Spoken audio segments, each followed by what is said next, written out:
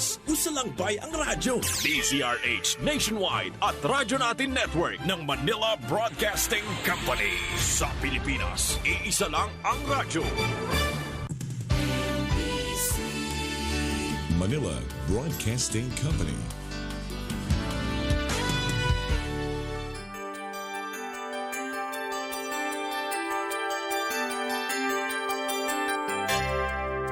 Dibisyon ng Biliran Alternative Learning System kasama ang buong kagawaran ng edukasyon at kaagapay ang pamahalaan ng probinsya ng Biliran ay buong pusong inihahandog ang programang pangradyo na pinamagatang ALS Radio Eskwela. Ito ay inyong mapapakinggan tuwing Lunes at Biyernes sa ganap na alas 11 hanggang alas 11:30 ng umaga dito lamang sa 103.9 Radyo Natin FM. Walang makahahadlang, walang maiiwan sa Alternative Learning System. Tiyak na may pag-asa, sama-samang lilipad para maabot ang pangarap sa hamong kinakaharap. Patuloy na aangat, edukasyon para sa lahat. Sulong edukalidad. Ito ang DepEd ALS Radio Eskwela ng Dibisyon ng Biliran.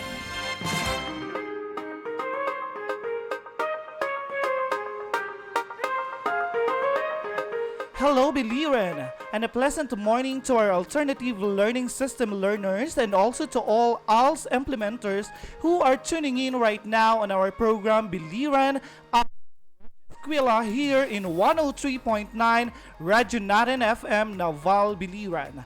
I am Lester Cañare, a mobile teacher from Kawayan District 2 and your radio teacher for today's episode. Before I will going to introduce my partner for today's new learning episode, I would like first to extend my warm greetings to Alternative Mobile Learning System mobile teachers from Kawayan District 1, Sir Ronaldo Alfonso, for celebrating his 35th birthday yesterday. Happy birthday, sir, and wishing you all the best in life. And today, we have Ma'am Nerissa Sarsalejo, an ALS mobile teacher from Kabukgayan District 2, to join us in this episode full of fresh insights and new information. Good morning, Ma'am Neri. A pleasant morning, Sir Lester, and to our dear ALS learners who are very excited and willing to learn today. How are you? I hope you're in a comfortable place and have enough time to listen to our program. And by the way, Sir Lester, I would love to inform everyone that we are also live on the Facebook page of this station. Just visit the homepage of 103.9 Radio Natin FM to watch us live. Yes, you heard it right. We are also live on Facebook. If you have friends who are also attending our session but cannot access to our radio station, kindly inform them that they can follow us on the Facebook page of 103.9 Radyo Natin FM, Naval, Biliran. Yes, that is right, Sir Lester. So tune in now so that you will gain new learnings from our discussion this morning.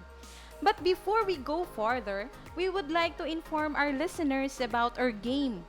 Tanong ko, sagot mo. And here is the mechanics of the game. The first person who can text or comment the correct answer will receive 50 pesos worth of load sponsored by Sakari Party Needs, located at Barangay Bunga, Kabukgayan, Biliran, owned and managed by Miss Bless Di Guzman. Thank you so much for the load, Madam Bless Di Guzman. All right, thank you so much for the load, ma'am. So, dear learners, listen attentively and focus in our discussion so you will know the correct answer for our question and win 50 pesos worth of load. And now, listen carefully to the question that will be read twice. Kindly read it now, Ma'am Neri.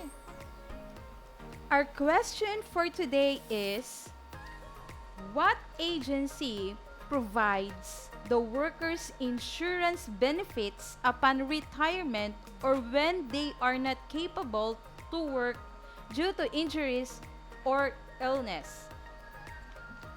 Again, Our question for today is, what agency provides the workers insurance benefits upon retirement or when they are not capable to work due to injuries or illness? Kindly text your complete name, address, and correct answer to 0927-401-1121. Again, send your complete name, address, and correct answer to 0927-401-1121.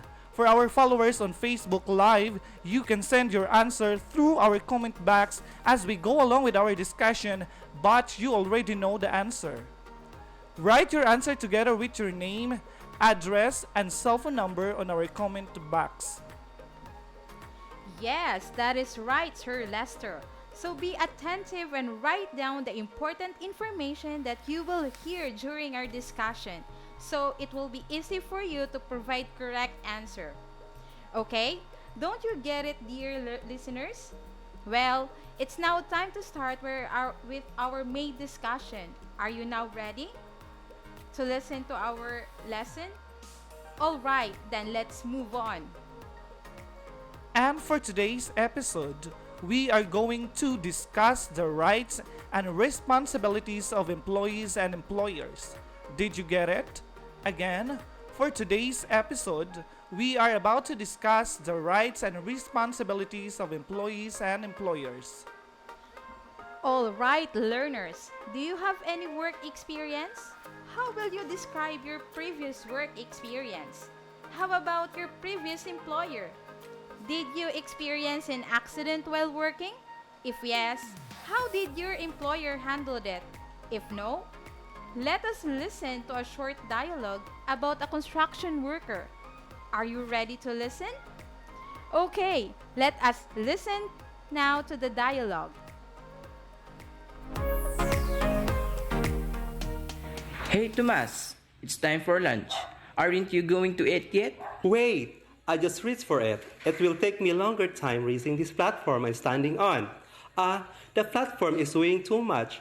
I'm going to fall. Ah!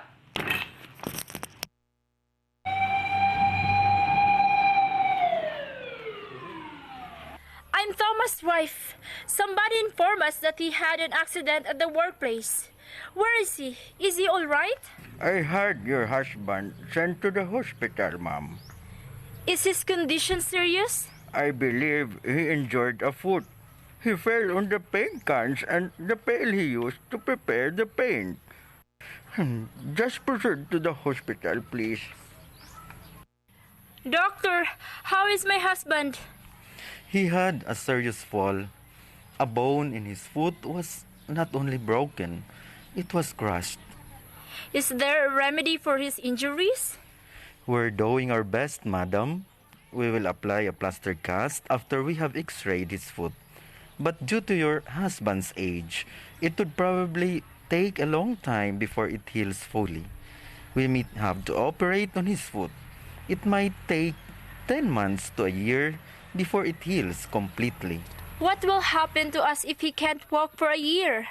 Tomas is the only one working to support our family. Madam, I regret what happened to your husband. But do not worry. We will do everything we can to help him. Inay, isn't that Mr. Hoko, father's boss? Yeah, it's him. Good afternoon. Good afternoon too, Mr. Hoko. I have talked with your husband's doctor, Dr. Cortez, and he explained to me what happened to Tomas. My husband won't be able to walk for a year. Maybe more. His fall was really serious. Nevertheless, let's be thankful. It's good he did not die. The hospital expenses are quite big. We will help him, ma'am. Tomas is a member of the SSS. We have been paying for him an annual contribution to the SSS ever since he was employed in the company. Surely, he will get hospitalization's benefits. It may help us with the hospitalization. But how about our daily needs? If my husband can't work for a long time?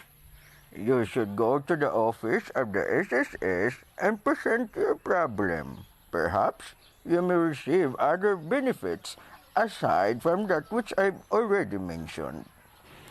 Mother, there's Tita Sally. Where? Mano po, Tita Sally. God bless you all.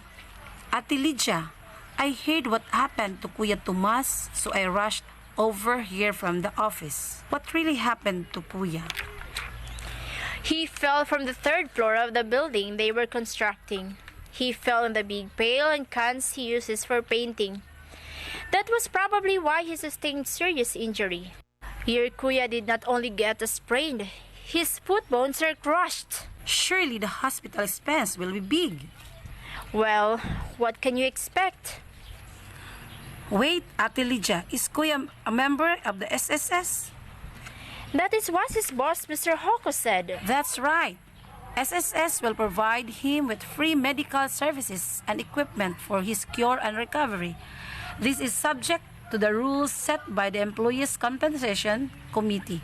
Nevertheless, what happened to Kuya Tomas is really bad. Sally, you work with the SSS, right? Yes, Ate. Please help us. Do you know of other benefits which your Kuya may get aside from the ones we have discussed? Will we receive a monthly stipend?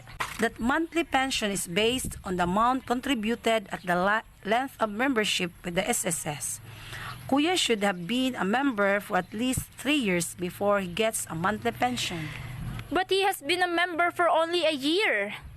He might be given a lump sum or one-time stipend equal to the estimated financial value of the injury he sustained.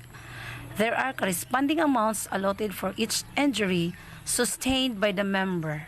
For example, the loss of a finger, a hand, an arm, a foot, a leg, or an eye. These are not considered total incapacitation. Those considered total incapacitation are total blindness, the loss or total paralysis or both feet or hands, injury to the brain that leads to severe brain damage and other disabilities recognized by the SSS as having the same intensity as those I have already mentioned. How much money do you think we will receive? Rather small. The SSS will compute the total amount he was remitted to the agency and will pay a lump sum in the amount not exceeding 46 monthly contributions. He should have become an SSS member much sooner. That way, we would be receiving more money now. Don't lose hope, Ate Lydia. God is merciful. Even if Kuya Tomas is unable to walk, he can still help you because he won't be incapacitated forever. You will see. When he gets out of the hospital, he'll think of a way to earn a living no matter what. You are right, Sally. As they say, while there is life, there is hope. All right, what was the dialogue all about? Very good. It was about a construction worker named Tomas who was involved in a construction accident. So, what happened to Tomas? Correct. He fell from the third floor of the building they were constructing. That is right. Tomas fell with his pail and paint cans from the third floor of the building they were constructing. And what benefits will Tomas receive from the Social Security System or SSS after that accident? And how long should Tomas be a member of the Social Security System or SSS before he can avail a monthly pension? Correct. Tomas will receive a hospitalization benefit, but he must be a member of the SSS for at least 3 years. Dear listeners and learners, do you have any idea what is SSS and why it was established? Very good. SSS is a social insurance program that aims to provide a protection to its members and beneficiaries. It was established to provide unemployment, retirement, hospitalization, disability, and death benefits for employees who work in private offices or companies. As a worker, we should know our rights and responsibilities to avoid any accident while working because any time accident can happen. Correct. An accident can happen in the workplace, most especially construction workers or laborers who are more prone to accident because of their line of work. You are right, Ma'am Neri. Accidents in the workplace often occur when there is no proper procedure in carrying out an activity or when rules in the workplace are not followed correctly. This can sometimes happen because of the carelessness of the employee, but it can also happen because of the reckless employers. As an employer, you have to observe and follow your responsibilities towards your employees or workers. The responsibilities of employers are first, provide a workplace for from serious hazards or danger. Second, it is the employer's responsibility to establish or update the operating procedures in the workplace and communicate them to the employee so that they will follow safety and healthy requirements. Third, make sure that employees have and use safe tools and equipment and make sure they are properly maintained. And fourth, employers must provide safety training in a language and vocabulary that workers can understand. Fifth, it is an obligation of the employers to report any accidents that occur in the workplace. Sixth, provide medical examinations and training when required. Seventh, provide employees with applicable accidents and work compensation. It is important for employers to take actions and compensate his employees properly when accidents happen in the workplace. Accident at work can be a major obstacle on the daily life of employees. Employees who suffers injuries caused by an accident in the workplace should be taken care of and their needs to get back on his or her feet should be given. Accidents like what have happened to Tomas can be avoided if the employers have properly implemented the safety protocols in the workplace, and if he has done his responsibilities toward his employees, safety as well as in the workplace. You are right, Sir Lester. Accidents can be provided if responsibilities have been carried out properly. Again, the responsibilities of an employer towards his or her employees or workers are: first, provide workplace from serious hazards or danger. Second, establish or update the operating procedures in the workplace and communicate them to the employees so that they will follow safety and health requirements. Third, make sure that employees have and use safe tools and equipment and make sure they are properly maintained. Fourth, provide safety training in language and vocabulary that workers can understand. Fifth, report any accidents that occur in the workplace. Sixth, provide medical examinations and training when required. And last, provide applicable accident and work compensation. Okay, listeners and learners, those are the responsibilities of employers toward his or her employees. What about the rights and responsibilities of the employees? Do you have any knowledge what are these rights and responsibilities of an employee? As an employee, your right to work in a safe and healthy environment are given to you by law and generally can't be changed or removed by your employer. The most important of these rights are to have any risk to your health and safety properly controlled, to be provided with any personal protective and safety equipment free of charge, to tell your employer about any health and safety concerns you have, to have rest breaks during the working day, to have time off from work during the working week, and to have pay if working during the holiday. Employers have legal responsibilities to ensure safe and healthy workplace. As an employee, you have rights and you have also responsibilities for your own well-being and that of your co-workers. Your most important responsibilities as an employee are: first, to take reasonable care of your own health and safety. Second, take reasonable care not to put other people and fellow employees and members of the public by what you do or don't do in the course of your work. Third, cooperate with your employer in making sure you get proper training and you understand and follow company's health and safety policies. Fourth, do not interfere with or misuse anything that's been provided for your health, safety, or welfare. Fifth, report any injuries, strains, or illnesses you suffer as a result of doing your job. Sixth, you have the responsibility to tell your employers if you take medication that makes you drowsy, especially if you drive or operate machinery.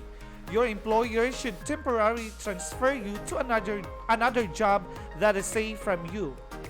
Okay, listeners and learners, those are the rights and responsibilities of employees toward his co-employees and in the workplace where he or she works.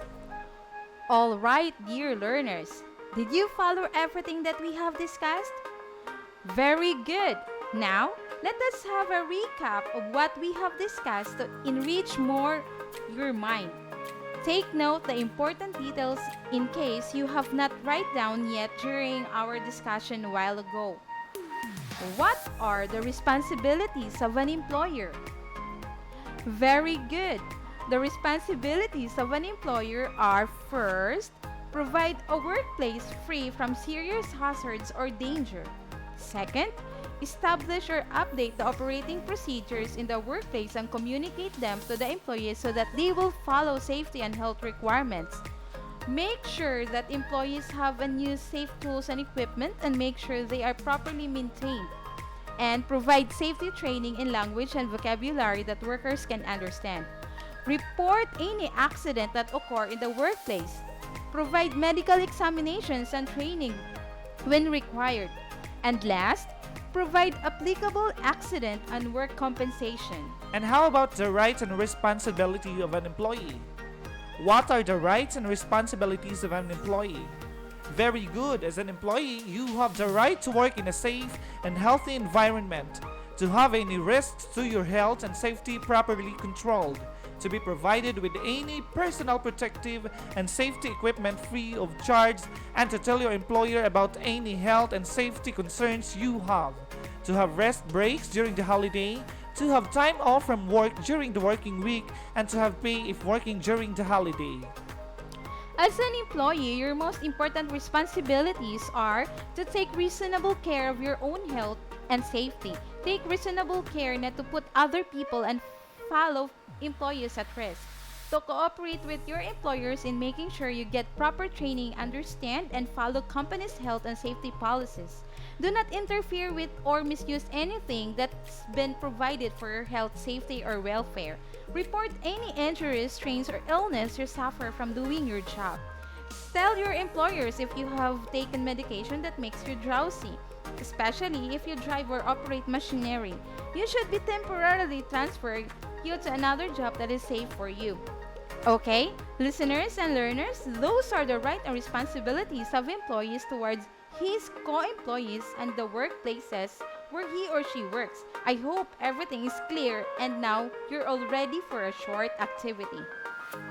Yes, get your pen and paper and be ready for short activity. You may refer to the worksheets provided by your implementer. And for those who were not given, do not worry because we will be reading the question twice. Follow direction given. Discuss in your own words the following responsibilities of an employer and employees. Write your answer on a sheet of paper or on your worksheets. Are you ready? Okay, let's start now. Again, discuss in your own words the following responsibilities of an employer and employees. For number 1, as an employer, how will you provide a workplace free from serious hazards or danger? Number 2, as an employer, how will you establish or update the operating procedures in the workplace and communicate them to the employees so that they will follow safety and health requirements? Third, being an employer, how will you make sure that employees have a new safe tools and equipment and make sure they are properly maintained? Fourth, as an employee, how will you take responsible care of your own health and safety?